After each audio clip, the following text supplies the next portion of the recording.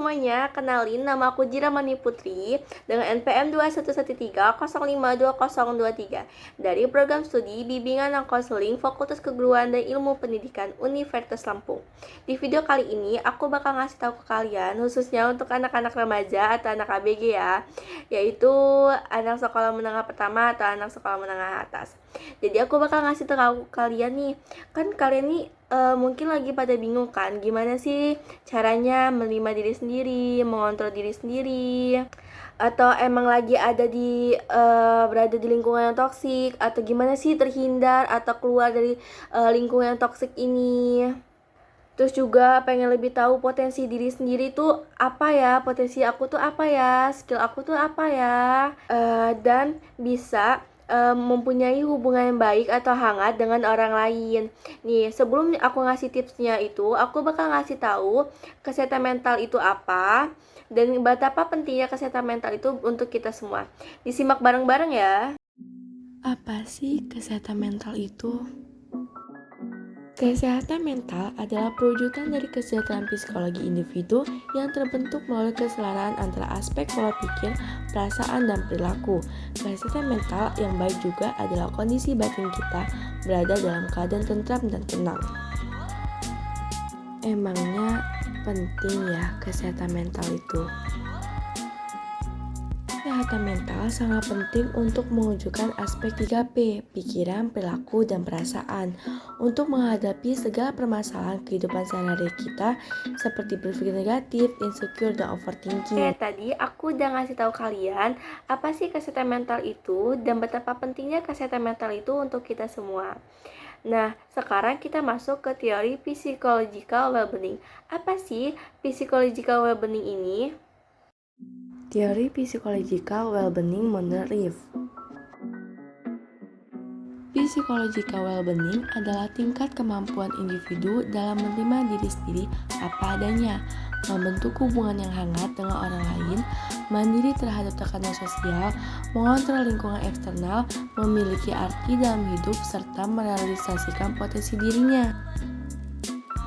Reeve mendefinisikan psychological well-being ini sebagai kondisi optimalnya fungsi psikologis seorang individu yang dicirikan dengan 6 dimensi sebagai berikut.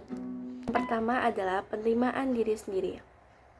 Siapa nih yang lagi ngerasa insecure atau gak pede banget nih sama dirinya? Atau yang mau ngepost di Instagram atau di sosial media lainnya tuh kayaknya mikirnya tuh ribuan kali gitu untuk ngepost satu foto doang nih. Kayak ngerasa ini bagus gak ya, ini aneh gak ya kalau gua post. Yuk kita sama-sama belajar untuk gak insecure lagi atau ngurangi rasa insecure ini. Karena insecure ini tuh gak bagus loh teman-teman untuk kesehatan mental kita. Karena semakin kita insecure, kita tuh semakin sering gitu loh untuk membanding-bandingin diri kita sama orang lain. Kan itu gak baik ya. Mau kita jerawatan, lagi breakout, atau misalnya memang kurus, gemuk, itu tuh kita tuh tetap cantik teman-teman.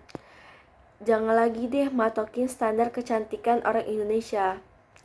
Kan standar kecantikan orang Indonesia itu kan yang harus tinggi, putih, langsing, bersih. Udah deh, stop deh. Karena standar kecantikan orang itu beda-beda teman-teman. Jadi kita mulai sekarang belajar untuk mengurangi insecure dan mulai percaya diri ya teman-teman. Yang kedua adalah penguasaan lingkungan. Jadi penguasaan lingkungan ini adalah kalian tuh boleh loh memilih atau memilah lingkungan yang kalian lagi butuhin.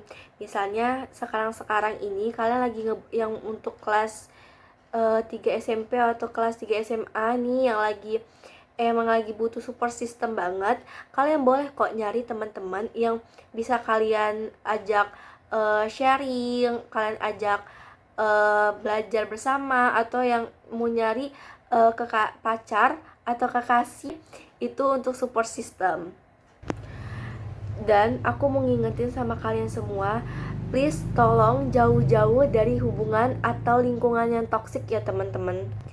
Karena kalau kita ada di hubungan yang toksik atau di lingkungan yang toksik itu udah gak baik banget untuk kesehatan mental kita. Gimana? Orang bukannya dikasih perhatian, malah kita yang diomongin, ih apa sih lebay. Atau misalnya, ih kenapa sih minta perhatian terus, minta support system banget. Itu bukannya kita dapat perhatian atau support system yang baik, kita tuh malah malah mental kita yang down. Nih, kita juga harus pinter-pinter nih milih temen yang baik atau enggaknya. Karena banyak banget nih yang terjebak sama lingkungan atau pertemanan yang toksik. Bukannya kita didukung, kita malah dibikin mentalnya down. Kita lagi belajar make up, malah dibilangin apa sih make up lu menor kali, atau lu jelek kali kalau dempulan. Hey, gini nih proses, kita tuh lagi belajar. Kenapa sih nggak ngehargai? Tapi kita tuh harus ngehindarin ya, karena itu tuh udah nggak sehat banget pertemanannya teman-teman. Karena pada dasarnya seharusnya dia tuh ngedukung kita atau ngesupport kita dong, tapi ini dia malah ngejatuhin mental kita. Jadi kita harus ngejauhin atau ngehindarin pertemanan atau lingkungan yang toksik ya teman-teman. Ketiga adalah hubungan positif dengan orang lain. Hubungan yang positif dengan orang lain di sini yaitu menunjukkan rasa kasih kita, rasa cinta kita, rasa empati kita, rasa peduli kita terhadap sama umat manusia atau lingkungan sekitar kita. Contohnya kalau misalnya ada tetangga kita yang lagi terkena musibah, itu seharusnya kita menunjukkan rasa empati kita, rasa perhatian kita.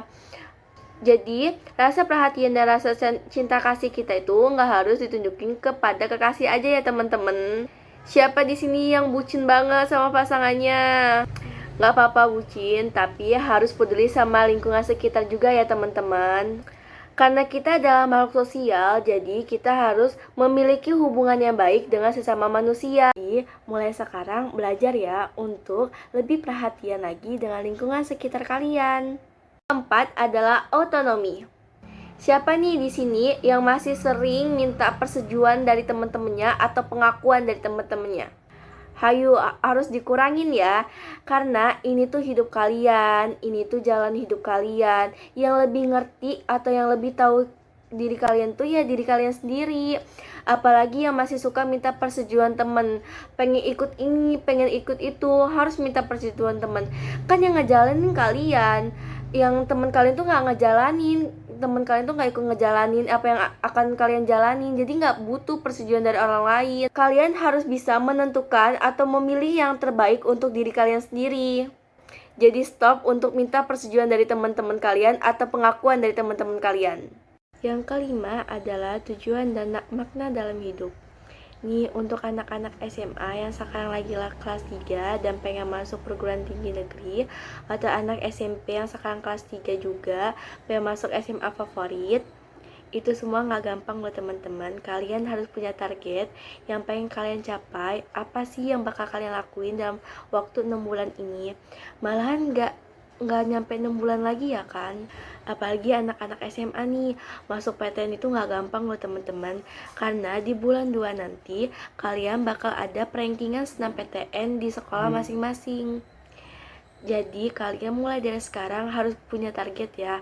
Leha-leha, kalian itu lawan kalian tuh bukan cuma satu sekolah loh, tapi satu seluruh Indonesia. Mulai sekarang kita kejar cita-cita kita atau menata kehidupan kalian ke depannya, agar apa yang kalian inginkan atau yang kalian cita-citakan tercapai. Yuk yang sekarang masih bucin-bucinnya, yuk dikurangin bucinnya ya. Karena ini masa depan kalian, cita-cita kalian. Kalau bukan dari diri kalian sendiri yang mulai, siapa lagi yang mulai? Oke, kita sampai di teori yang terakhir nih, yaitu perkembangan personal atau pribadi. Perkembangan personal atau pribadi ini adalah cara kita mengetahui potensi kita atau mengembangkan potensi kita. Gimana sih caranya kita tahu potensi yang udah kita punya?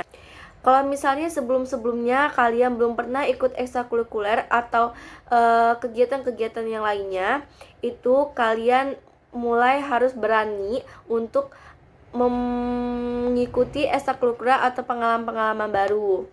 Misalnya sebelumnya kalian belum pernah ikut ekstrakurikuler, terus lalu kalian mengikuti ekstrakurikuler tari. Dari situ kalian harus mengembangkan tarinya ini. Jangan malas, jangan mudah jangan gampang nyerah. Kalian harus coba-coba terus. Kalau misalnya belum terlalu pintar narinya, belum terlalu narinya, kalian harus harus terus belajar dan jangan gampang nyerah ya. Karena dari situ kalian bakalan tahu potensi yang kalian dapat. Jadi kalau misalnya kalian pengen tahu potensi yang kalian punya, itu tuh harus berani untuk ngikutin pengalaman-pengalaman baru yang belum kalian coba. Jangan pernah ngerasa telat ya teman-teman, karena belajar itu sepanjang masa. Teman-teman, kita menggali potensi diri kita agar menjadi individu yang berkembang dengan baik dan maju, agar tidak tertinggal dengan teman-teman yang lain. Kalau mereka bisa, kenapa kita tidak? Oke, segitu dulu ya teman-teman. Semoga apa yang aku share di video ini bisa dapat kalian terima dan kalian terapkan dalam kehidupan kalian.